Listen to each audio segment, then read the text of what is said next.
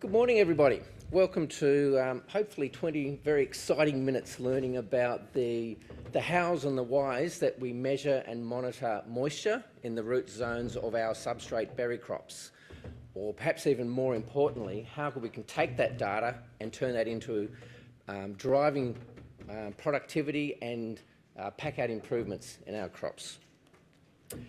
Got a couple of sections are going to cover this morning. Firstly, quite briefly, I'll give you a bit of an overview of the sensor technology that we're using for monitoring moisture in substrate crops.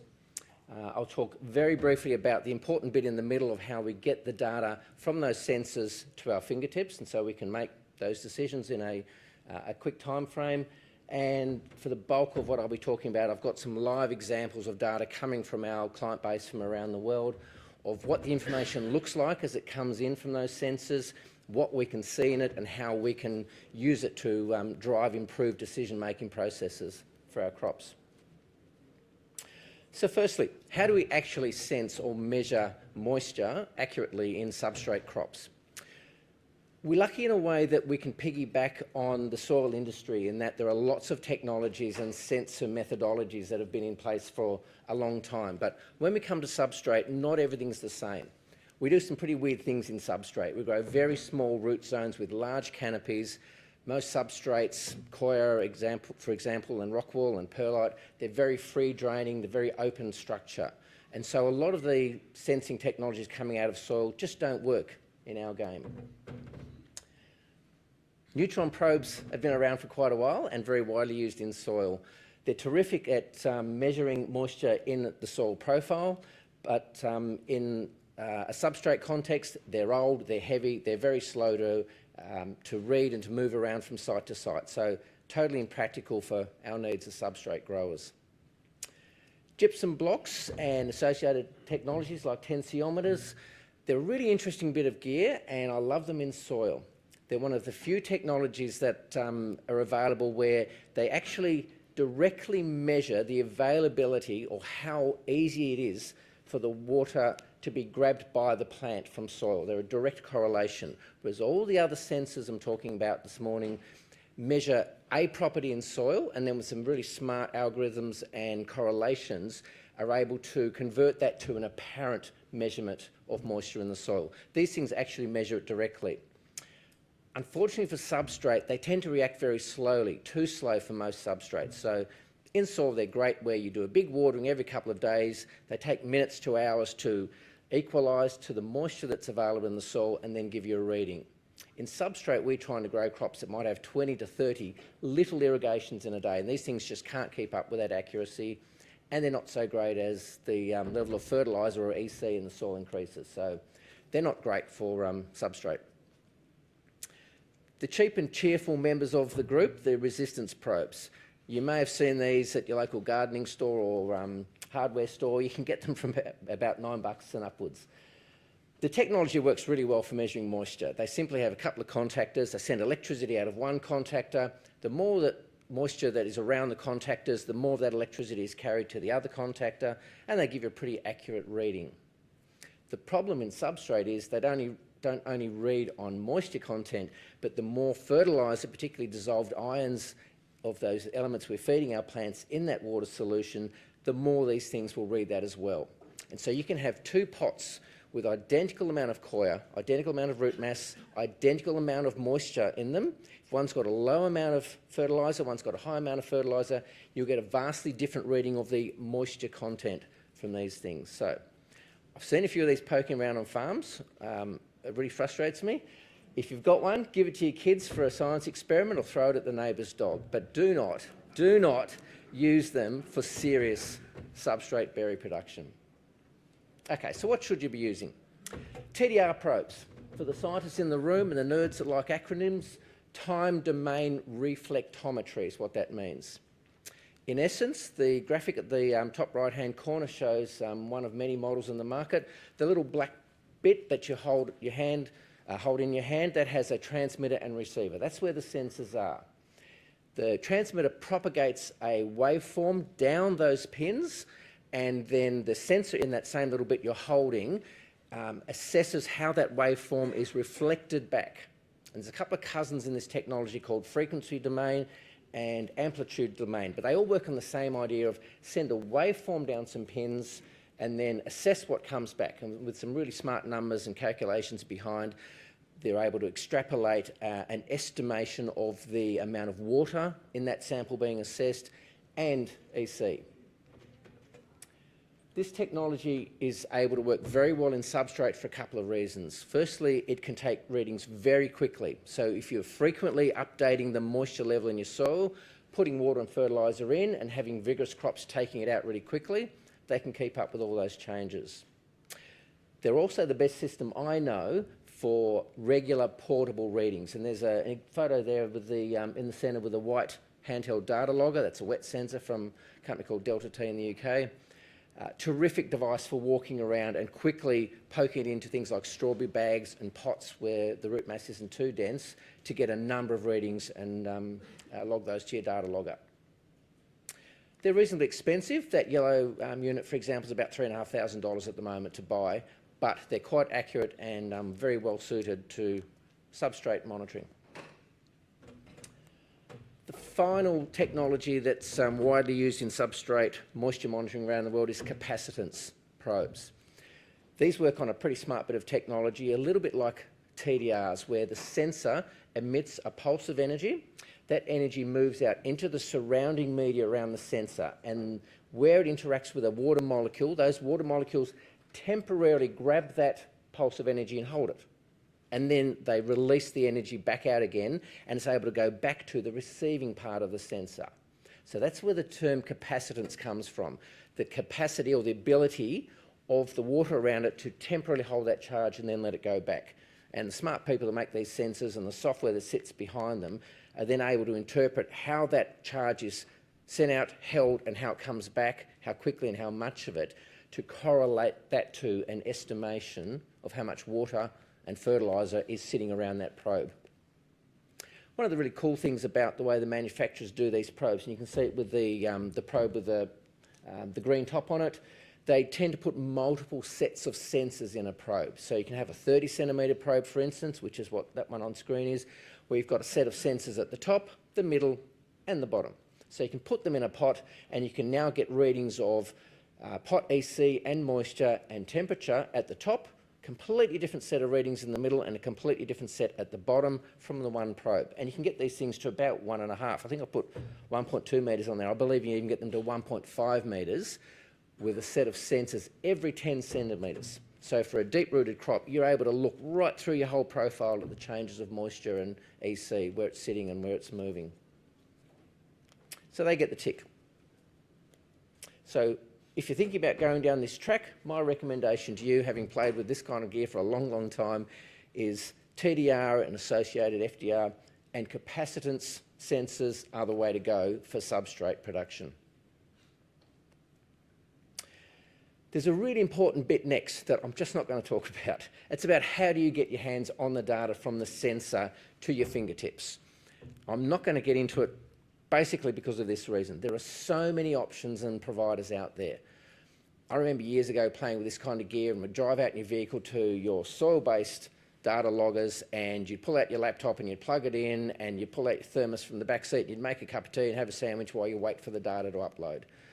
Fortunately, big tech figured out that we want hands-off, we want automation and wireless connectivity, and you can go from very small local systems such as Bluetooth and its weird cousin Zigbee. There's 3G, 4G, 5G, satellite with the big players, the big telcos are in on the game, Wi-Fi networks, your own RF networks, and then the cool kids on the block, LoRa and narrowband IoT. But honestly, I could talk about it for an hour, you'd be bored to death. What I'd suggest to you is if you're interested in going down this track, when you talk to a supplier about sensors and about the next bit, how do you get your hands on the data, make sure they understand where you are in Australia, because Australia is a big place and hard to get good connectivity, and make sure they know what will work in your location. Because you can have the best sensors available in the world, you can have the best dashboards available in the world, but if you can't get the data reliably and quickly from your sensor to your dashboard and wherever you handle your data, you've wasted your money. Okay, this is the fun bit. This is the bit where all the economists and the bookkeepers of the room can wake back up and get excited. How do we grab that data and do something with it? A very quick disclaimer here. I'm not trying to sell you to come along and join up with the Agri-Tech service. We happen to think we've got the best service in the world for this. But I'm going to present you a bunch of examples from our platform purely because I've got unfettered access to it, and so I can look at data from our growers all around the world to give you some practical examples of what we see and how you can apply this information. So it's not a sales pitch, but it's a fair disclaimer of what we're doing. First example I've got for you is a strawberry bag, 1 metre strawberry bag. We've got a capacitance probe sitting in this bag, and you can see the different sensors. There's 6 sets of sensors in there. And the one of most interest here is the very first sensor in the corner of the bag. It's what we call the 10 centimetre sensor.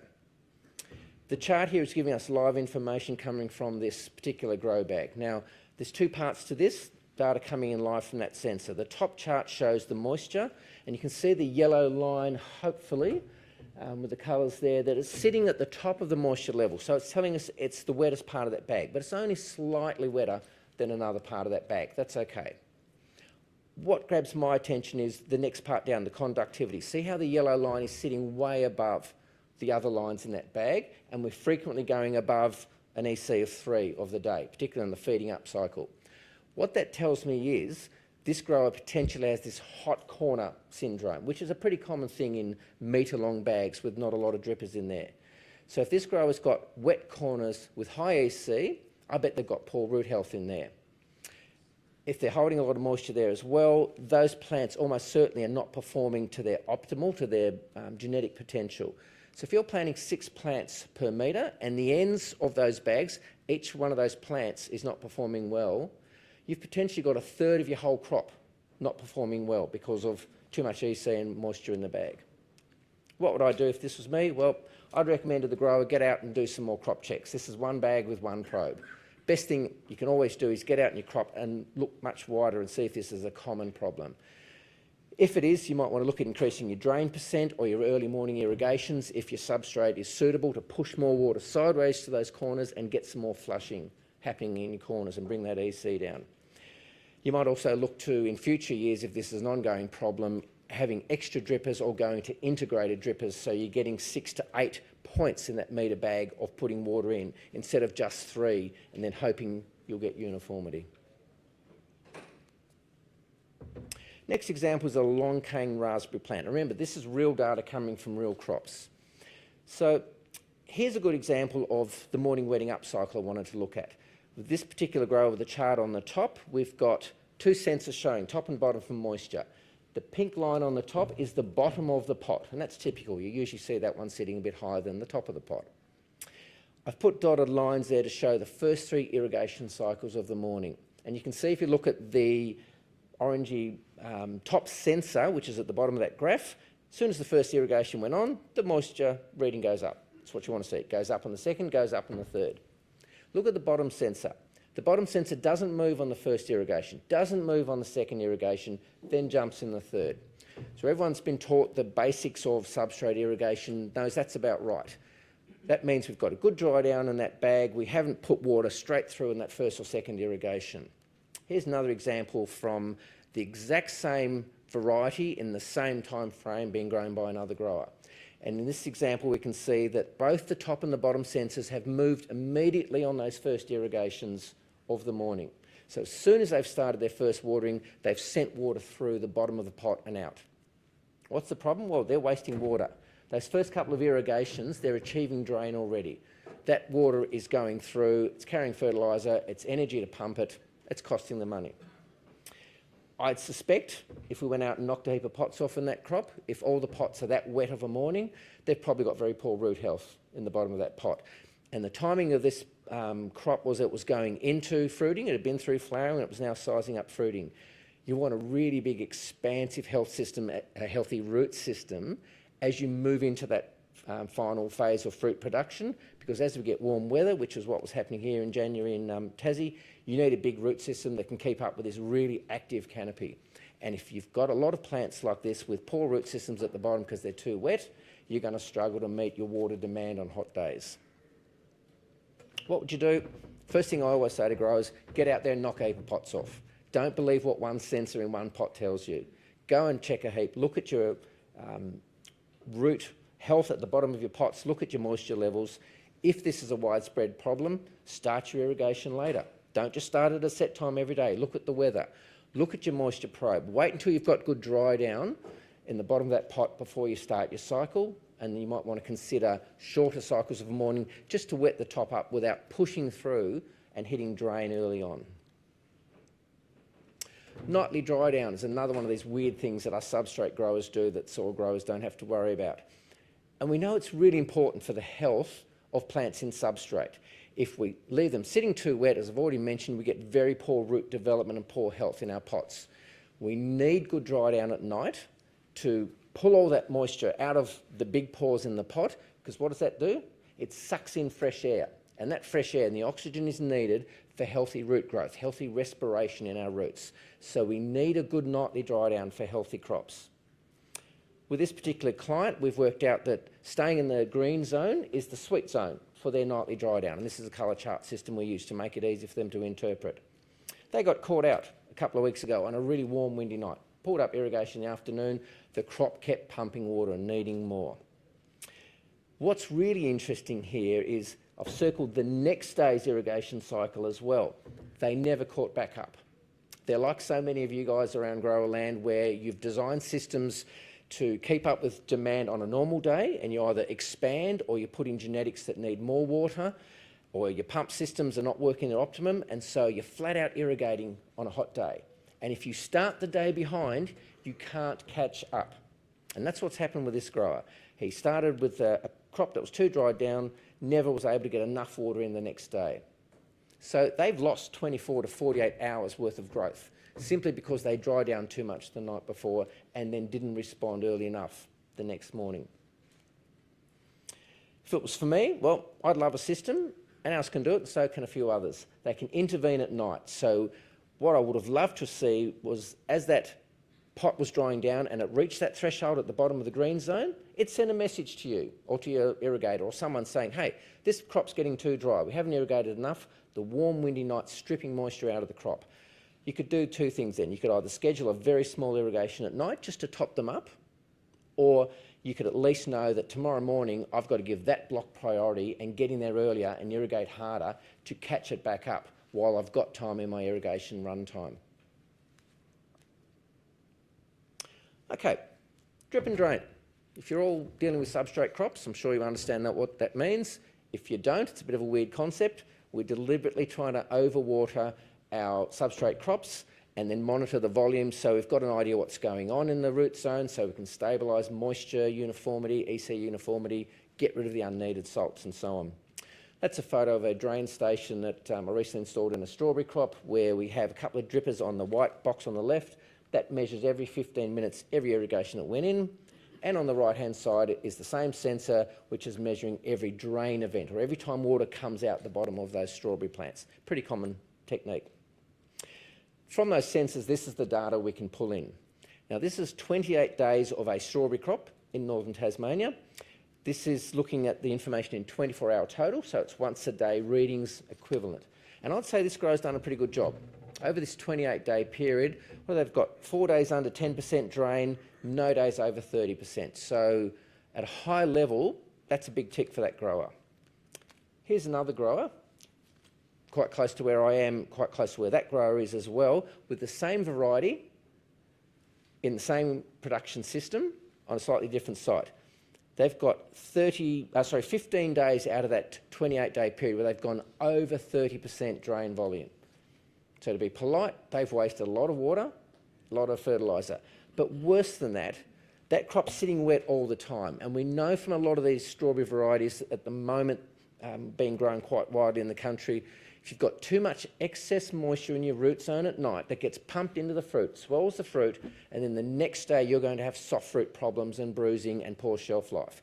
So that is costing this grower the percentage getting into the punnet and getting a high quality score on that fruit.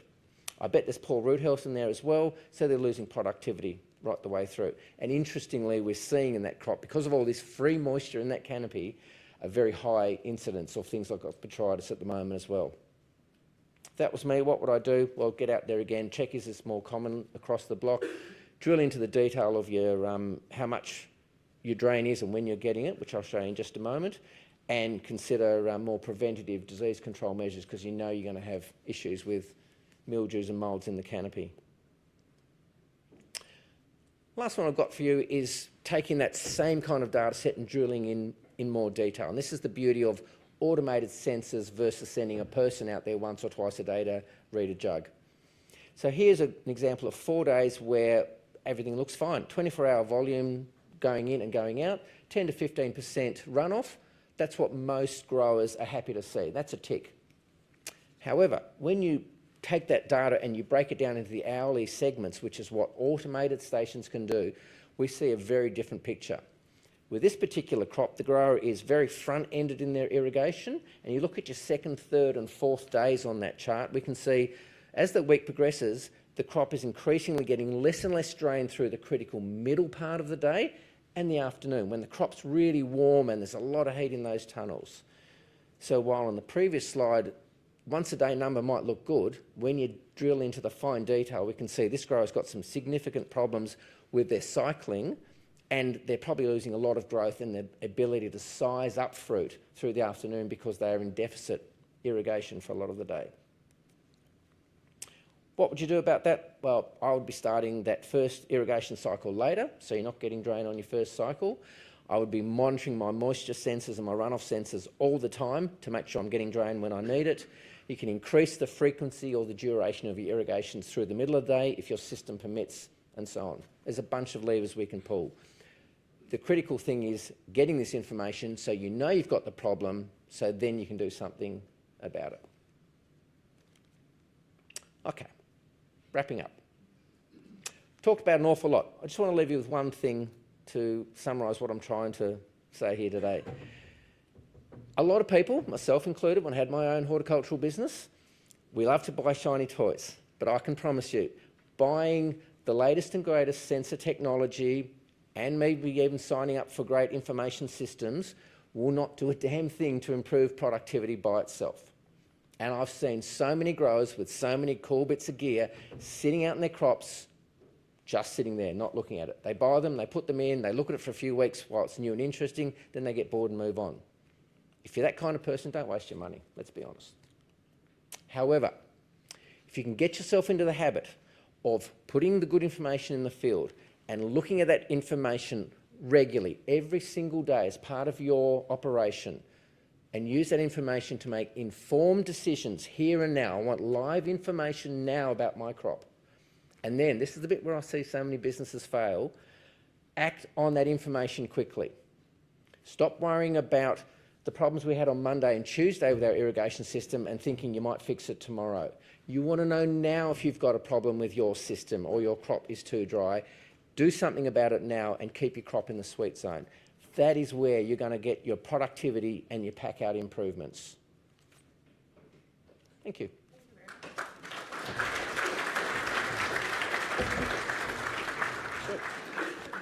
Do you have a trade display out there? We do, yep. Thanks for the quick promo, yes. We did run out of time for questions. So. Yeah, and I honestly, I deliberately avoided the whole discussion on telemetry and connectivity as well. But yeah, Agri-Tech, we're over right at the far end of the downstairs trade section in trade booth 59.